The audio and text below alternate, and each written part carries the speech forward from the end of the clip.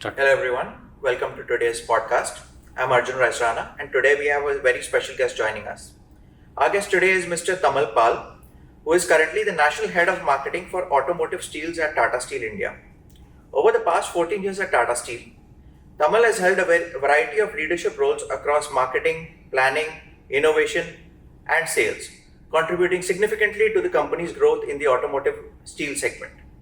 An alumnus of Xlr Jamshedpur, Tamal brings a unique blend of strategic thinking, market insight, and deep understanding of supply chain dynamics within the steel and automotive industries. In today's conversation, we'll talk about his professional journey, insights into the evolving automotive steel industry, leadership lessons from his experience, and also get to know the person behind the professional role. Tamal, thank you so much for joining us today. Hi. It is a pleasure to have you here. Yeah. To start us off, I'll start with a question based on your journey and personal philosophy. So the first question is, you spent over a decade at Tata Steel and today lead marketing for automotive steels in India. If you had to describe your professional journey in one theme or philosophy that has guided you throughout these years, what would it be? One thing, okay. Let me attempt it. So, I would say maybe like a typical manager, I'll break up my one statement into three parts. Be curious, be brave, and enjoy the journey. So, why these three things? Again, so if I tie it up with the way I have proceeded in my career, so my biggest learning from the past 13 years in Tata Steel is that at least in the beginning of the career and also like throughout the career also, one should always grab any opportunity that appears interesting and is like presented in front of you, even if it comes out of turn, even if it comes as something which you didn't expect. You should always be curious enough to try out new things. For example, if I talk about my journey in the company, while I've remained more or less in the marketing and sales vertical, but within that I started off with automotive marketing, then moved to automotive sales, then went into an innovation kind of role. Then for a period of time I was handling a retail brand. There I was handling supply chain, digital marketing. I was setting up the housing and commercials part of that new brand. Then again I came back to automotive for some time. Then I made kind of a pivot, went into a supply chain planning kind of role for a new product segment for the company. Then again I have come back to automotive in a different role now. Tomorrow when a new opportunity comes up, so that is thing is all these things. I would be very honest. Most of these things were not planned. Opportunities kept on coming up, and it appeared interesting. Appeared like I'll be able to learn new things. Went for it.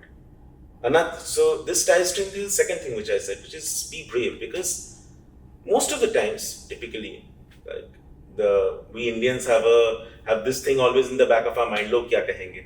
Yes. So most of these things which I had plunged into, they were like so-called unconventional choices, like switching so many things at quick succession. How that would appear on your CV later on. Specializing in one area vis-a-vis trying out so many new things, something which very few people do. But after later on, I realized that this kind of we can say enhanced my profile, made it within marketing and sales also, made it within kind of multidisciplinary, and as a result that actually helped me in handling responsibilities later on in my towards later half of my professional life. Also when I'm trying appearing for new responsibilities, that kind of gives me an edge over some of the other candidates because I have such diverse experiences. And lastly, these two again tie to the third thing, which is enjoy the journey, because like typical Indian managers, especially guys like me with an engineering background, engineer plus manager, we like to believe that we control our own destiny. This is my end goal. This is how I will go. My 30-year 30-year path has been chalked out clearly, but life does not happen like that. And maybe that is where the fun is. That is where the magic is. You start off in doing something, then something comes up, you do that, then something else comes up, you do that, and then over a period of time you realize that you have ended up developing certain capabilities inside you. You have ended up realizing certain potentials inside you which you did not know.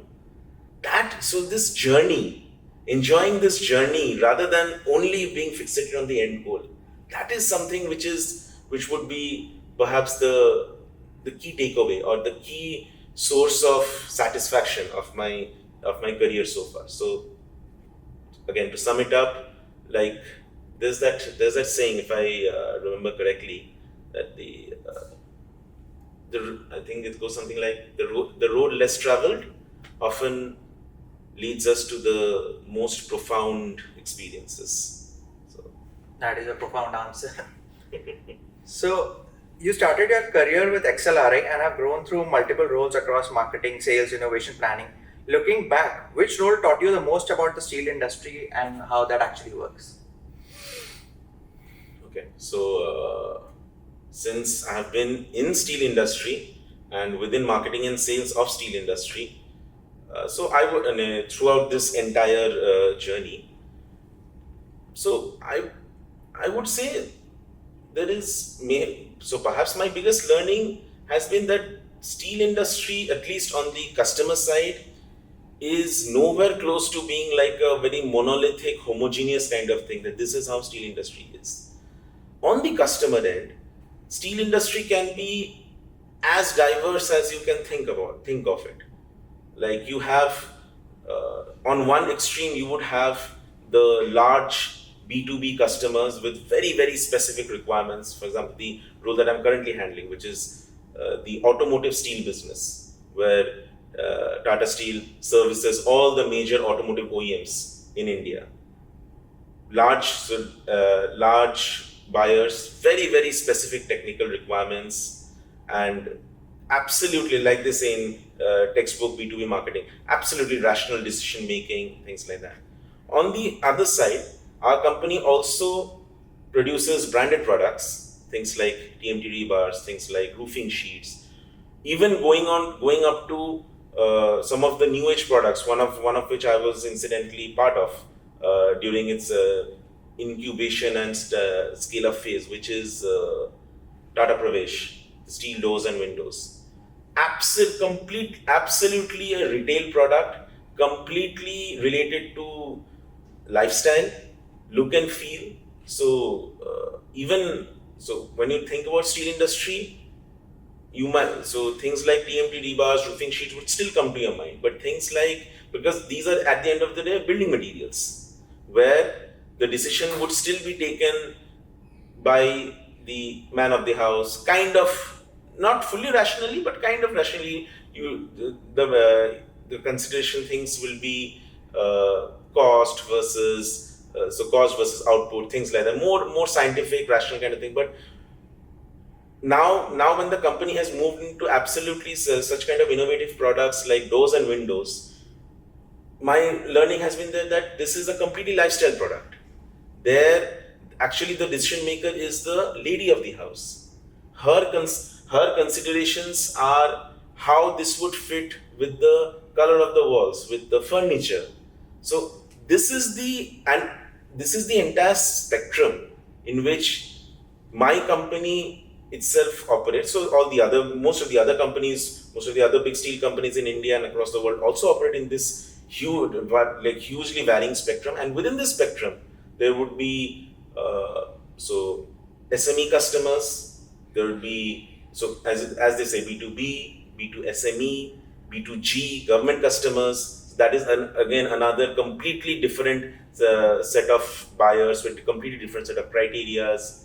Then there is then there's of course the B2C examples which we talked about. So Steel industry, at least on the customer side, nowhere close to like this is how steel customers are.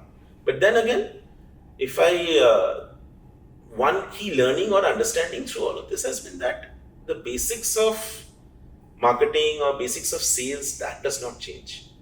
So whichever segment I end up working in, it has always been ultimately things crystallize into the four P's of marketing on the marketing side. What is my customer's need, and correspondingly what is the product offering that I'm being able to give to them, how I'm being able to reach to the customer, what will be my supply chain, what will be my point of sale, what will be my route to market, whatever terminology you might want to use, what will be my price point, how I would like to how I would like to, and price is not only in terms of how much money I will make, but rather how I will position myself in the market Right. in terms of premiumness, in terms of aspiration value, in terms of affordability, and of course, lastly, positioning in terms of the brand positioning. How I want which part of my customer's decision set I want to consciously be in, because I cannot be everything to everybody. I will consciously choose to service certain customers or certain parts of my customers' purchase.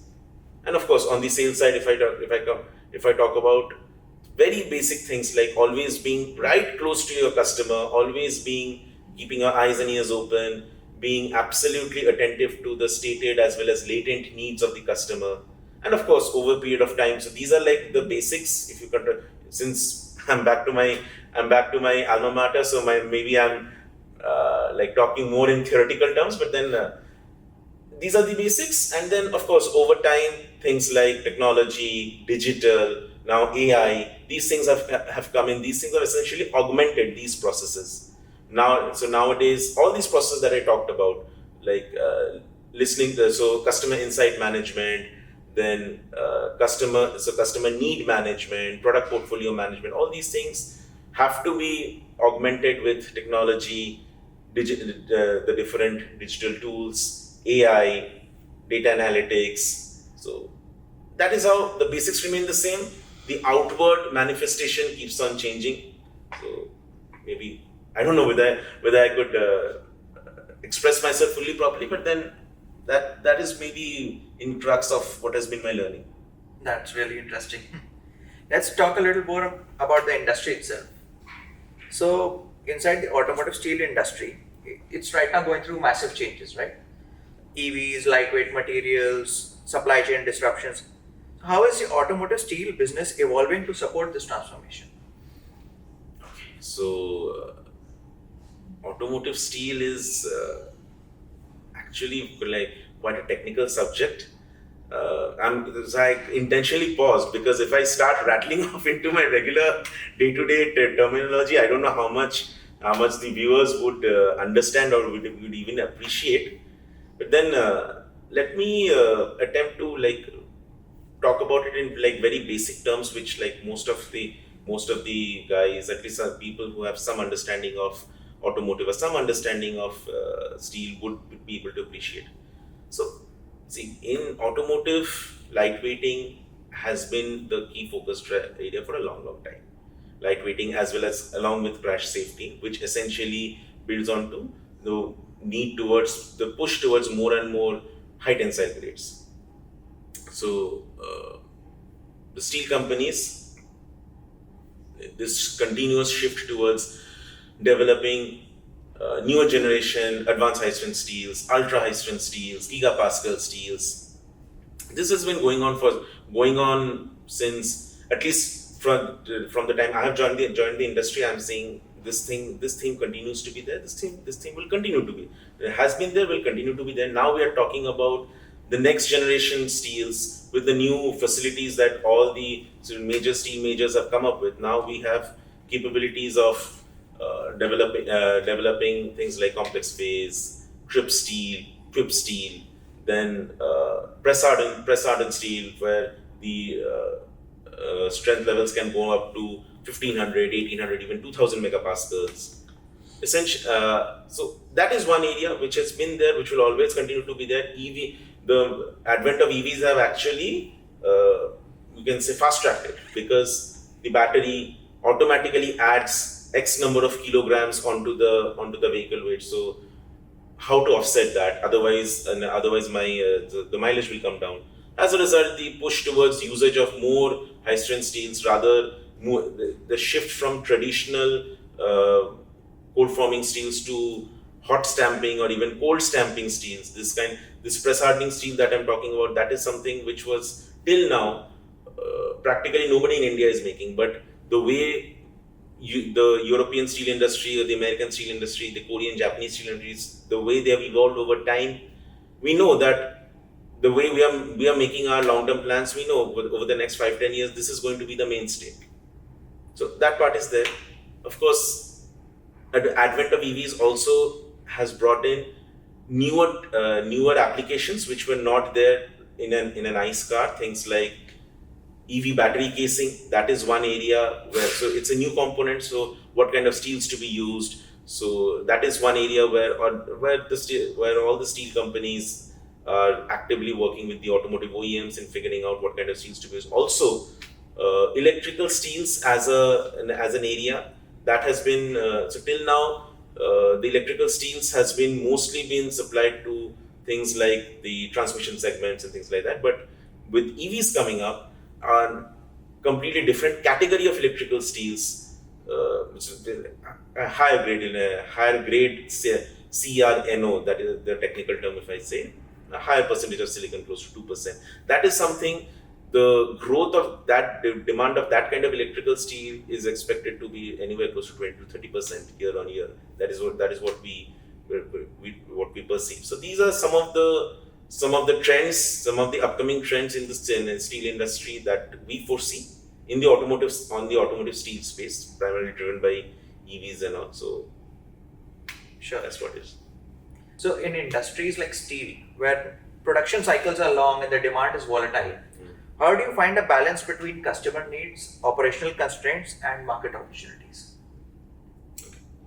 So let me attempt to answer that basis how I've seen my company handle this particular conundrum, because we have typically always operated in an environment where customers demand far more amount of steel that we can able to supply. So in that sense, we would say we are kind of lucky that we have always somehow been able to operate in a supply constraint scenario. So, so essentially what the company aspires to do, and what I also feel like any company should do, is first of all have a portfolio view of the market segments, in the sense that within your addressable product basket, whatever market segments you can cater to, ideally you should aspire to have some kind of presence in all those kind of market segments, no matter how big or small it might be. First of all, have a kind of as much distributed presence in the marketplace as possible. Also, coupled with that, you should have a very strong strategic clarity in terms of which are the market segments that I will intentionally be my focus market segments or chosen market segments. Their decision might be based on simply how much margin you make, or in terms of like how strategically important it is with respect to the future growth plans of the company, or otherwise. So you choose essentially those 2-3 market segments, and you ensure that you give superior service and you get a leadership presence in those market segments. That will be your day to day and a mode of operations. Of course, as and when disruptions happen, because you have this presence across the entire market segment, then you should be able to utilize that to pivot and reallocate volumes or reallocate presence in the short term to certain other segments, so that essentially your own output or your own revenue stream does not get impacted. And and of course, the third thing which you said, that longer lead times, and of course that is something which will continue to be a part of steel industry's landscape. But then the push should always be there on how to make that lead time shorter relatively shorter over a period of time. We cannot be, we may not be able to be Blinkit, where we will be able to supply steel in 10 minutes. But then you would have seen one of our senior leaders commenting commenting in the media a few months back that why can't, if not steel in 10 minutes, why can't steel in 72 hours? So, and of course, how you'll be able to do that? Of course, by better planning, by essentially keeping the right stocks at the right places, and doing that using doing that through massive utilization of technology, digital tools, analytics. Now with AI coming in, that adds another layer of complexity as well as efficiency. So that is something which you should you should be able to continuously innovate and push the boundaries so that you are always one step ahead of your competition. Right. So many people think that marketing is mainly about branding and advertising. But in industrial sectors like steel, marketing looks very different. So how would you explain the real meaning of B2B marketing in this industry? I talked about 4 P's of marketing little while earlier. So yeah, of course, branding and advertising is the snazzy part of marketing. But essentially, what it is, the fourth P, which is promotions. There are still, in any industry, even industries where branding and advertising is like employed very heavily, still there also the other 3 P's continue to be as important and as omnipresent. And especially in B2B marketing, where of course advertising and branding of course exists, maybe not in the traditional way. Even in, for example, we also have a number of B2B brands which are primarily targeted towards. So there's one set of brands which are targeted towards our ECA customers, SME segment, so to speak, where essentially while our customers are B2B customers, whereas they will be buying our steel sheets and making certain fabricated items or certain appliances out of it, but still we try to essentially supply it through a branded route. And there's a in the automotive space there is a second kind of brand, things like which are specific proprietary items, high-end kind of items. For example, if I talk about some of the brands in the European market, things like UC-Bor, Ductibor of Arcelor, which were like proprietary patented brands. So those things do exist, but the basics day-to-day things which we in which, let's say, I as a marketing manager spend most of my time on, I would say if I distill it in the most fundamental thing, marketing in a B2B setup is essentially identifying who my customer is and developing strategies on how to service them, and secondly, identify the the evolving needs of my customer in changing scenarios, and also identify any new customer needs that are coming up. This is essentially the crux of what marketing and B2B marketing is. And of course, how you do that? 4 P's of marketing. What does my customer want, and what is the product offering that I can give to them? How can I reach out to them? What will my supply chain? What will my route to market? Then how will my pricing be? In a B2B automotive setup, pricing is far more complicated rather than a retail kind of setup. But of course, while it follows certain kinds of formulas and all, there are many other benchmarking and kind of things which we need to keep on doing at the back of our head. And of course, even promotions also plays a key role, even for a very technical field like automotive, in terms of product brochures, in terms of thought leadership kind of activities, in terms of conferences, seminars, or even like joint development workshops at customer end. So such kind of things. So Right. So, as an MBA student looking to get into leadership roles, I want to switch gears slightly. I want to understand your thoughts on leadership. So, before leading marketing, you were heading planning for wire rods and specialty steels, right? So, how did working in supply chain planning shape the way you think about markets and customers today? Okay. Uh, I would not. So I would not say, but rather let's put it this way. Since prior to, so I've been in marketing and sales. I moved into supply chain planning. Also, that is also technically part of marketing and sales only in my organization, but the essentially the planning part. So that experience actually made me more aware and appreciative of the back end of the entire operations in terms of the complexity, the enormous complexity of steel manufacturing and the entire operations activity around it, and the massive amount of activity that goes on in steel logistics. These are some of the things which, when I was in marketing or when I was in sales handling customers in a particular region, I'd be vaguely aware of it, but once you be up close and personal and see a 20 million ton company, how that 20 million ton the production is being planned out across so many different sites, and then uh, the interdependencies within the production sites, and then how that material will move out.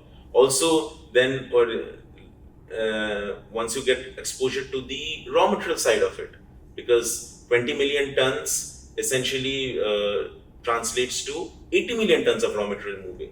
So inbound, so 40 million tons inbound, 40 million tons outbound. So that way, so that massive, so getting a sense of that massive expanse of the operations that goes in the back end, just so that we are ultimately able to supply the batches of 5 tons, 10 tons, or even lower than that to our customers at the end of the day.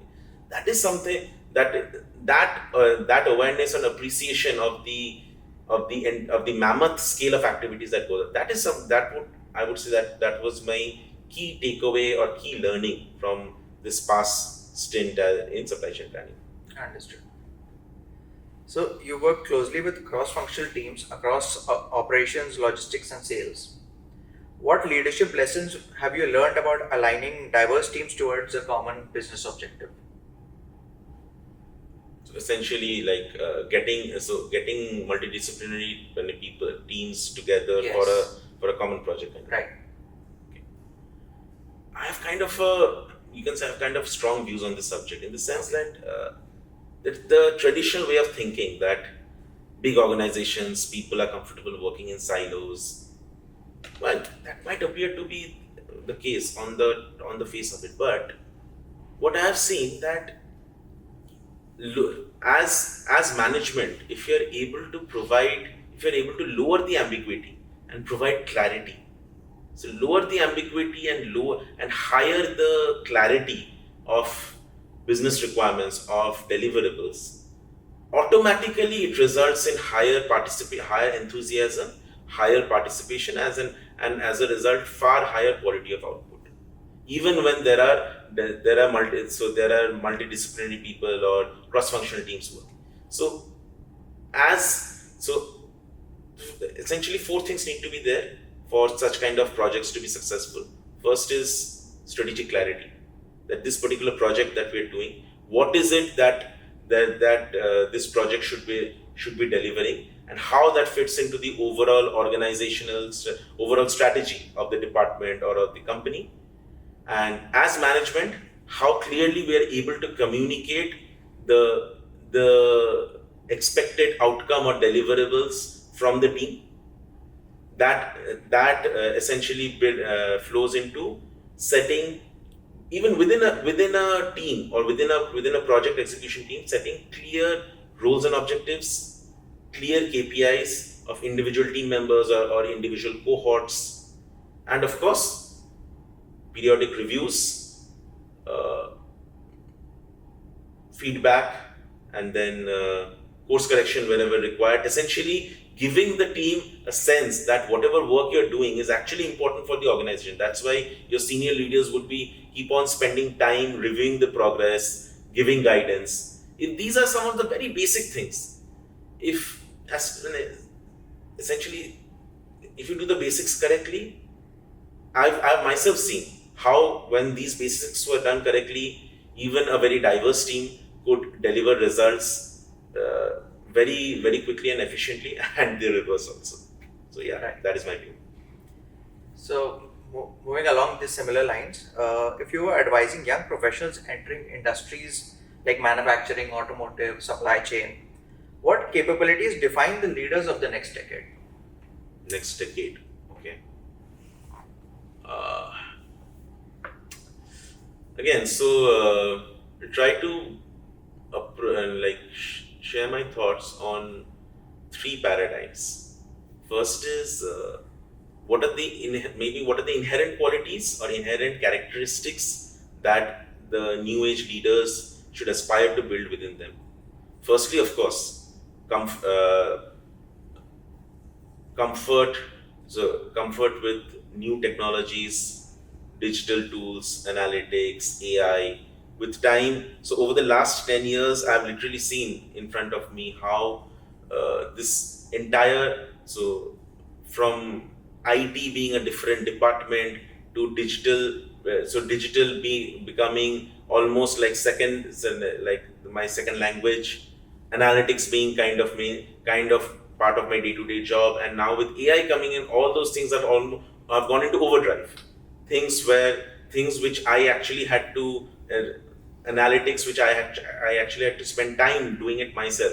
Now it gets done in seconds. So comfort with usage of these digital tools and new technologies, that is point number one, has to be paramount.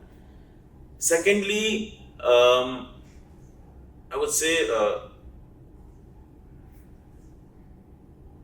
comfort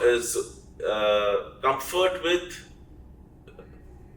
with working in a global interconnected supply chain, in the sense, especially since we're talking specifically on the supply chain context, supply chains are becoming more and more global, more and more interconnected. Of course, now there is another angle coming up with all these tariffs being imposed by certain countries. Then there are these geopolitical tensions. But essentially, the entire world has become so interconnected.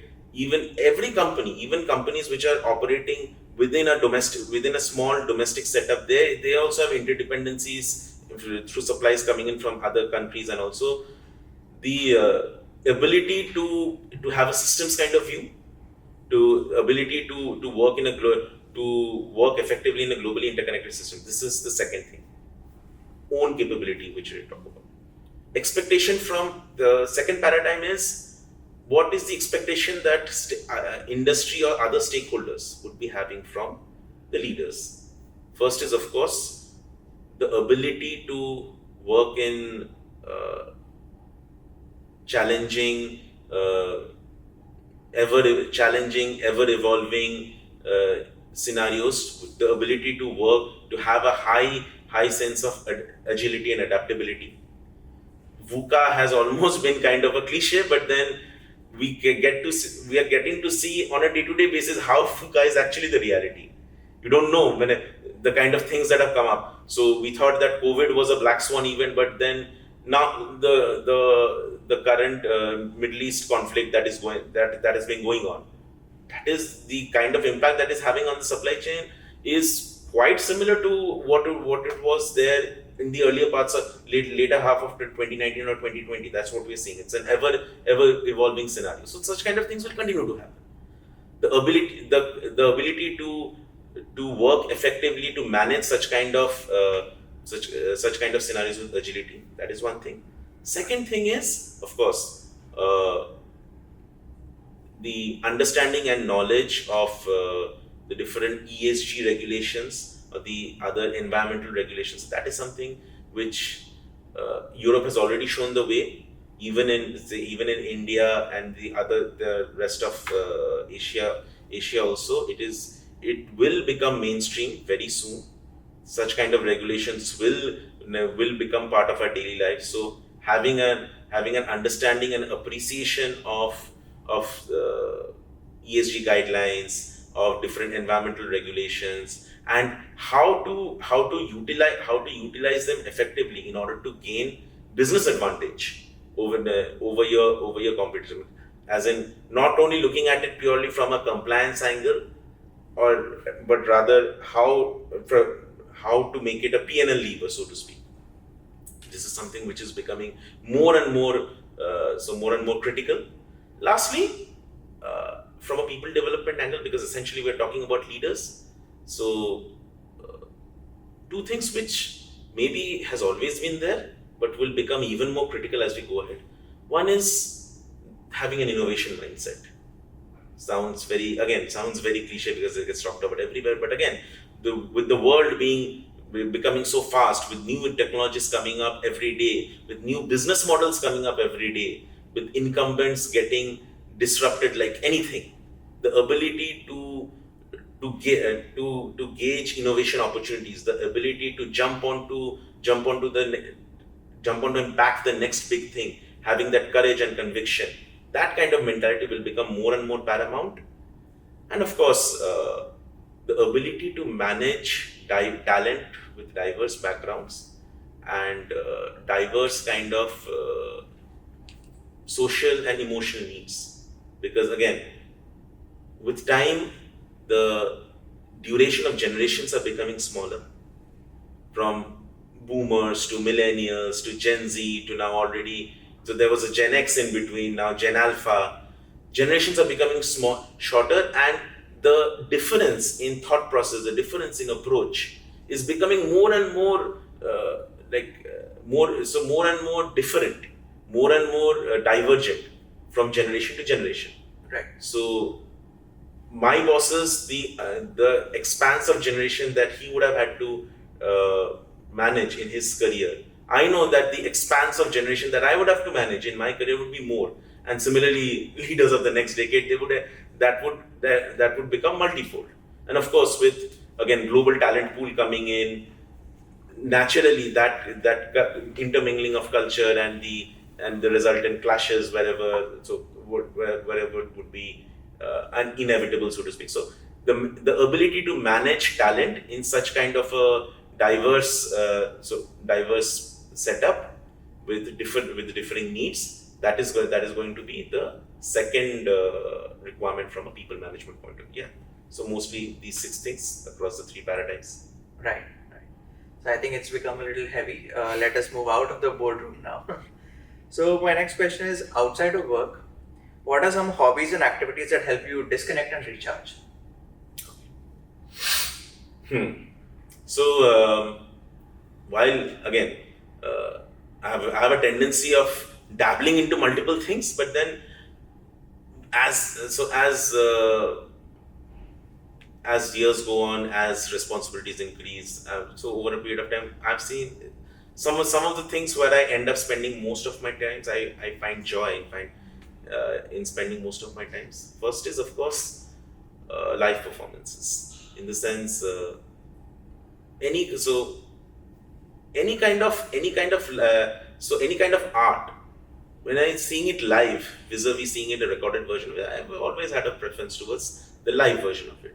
So personally, I'm a big stand-up comedy fan. So it's been almost 10-12 years that I've been following the Indian stand-up comics, following their entire journey. So I have my set of favorites, so to speak. If they come to town, it's like you can take it for granted that on that day in that auditorium I'll be there. That is one thing. Of course, I have my favorite set of musicians, whose shows I'll never ever miss. In fact, some of them I've been following for so long that they have ended up becoming my friends, so to speak. They have kept on seeing me across different concerts, and also that is another thing. So live music shows, that is something which I really enjoy attending. Apart from this, like every other typical Indian male, I also follow sports quite religiously. But then, unlike most of the Indian males, nowadays I don't follow cricket that much. Rather, I have my one of my old loves, which I've kind of rediscovered since COVID, is basketball. So I used to watch NBA basketball in my childhood a lot, and nowadays, since nowadays the TV channels don't stream it live, but then there is the NBA app, there is Amazon Prime, YouTube, so much YouTube content. So that is something which I've been really gotten into over the last 4 or 5 years. Newfound, like rediscovering old loves, you can say. And third thing, which I used to do a lot, nowadays I don't find that much time. But again, I'm saying this to myself also, because so as to remind myself that I need to spend more time on is. I've actually been quite an avid memer, as in creating memes by myself on my phone. And in fact, me along with a few of my friends, we had actually set up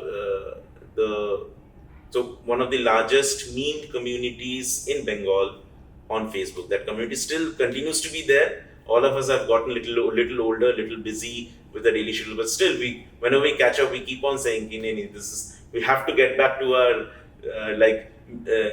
meme creation, meme culture roots, where that is something which gives the joy that it gives, creating memes on your own, having unique takes on the whatever ongoing events are there. That is something that has been, you can say, long cherished passion, and something which I'm again telling myself also I need to get back more and more into it. Right.